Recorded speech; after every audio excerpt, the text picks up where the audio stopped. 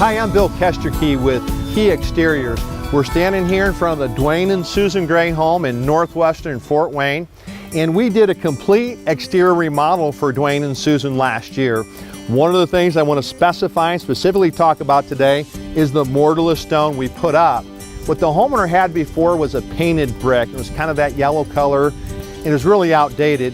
By putting the stone up, we totally changed the front of the home, and the stone has a different texture than the siding. Some interesting facts about the stone: it's called Rosetta stone, and it's a mortarless stone that you can actually install without any mortar, without having to bring a mason in. So we can put it up pretty quick, and it looks really beautiful. The colors in it also give you an opportunity to complement the exterior colors of the home, like the siding and the trim and the roofing and everything else. As well, there's also a brick chimney, and the bricks were rotting out. So rather than tear the whole thing down and bring a mason in and incur a lot of expense, we put the Rosetta stone right on top. Put a new chimney cap on to make sure everything was waterproof, but this stone really allows us to enhance the front of the home.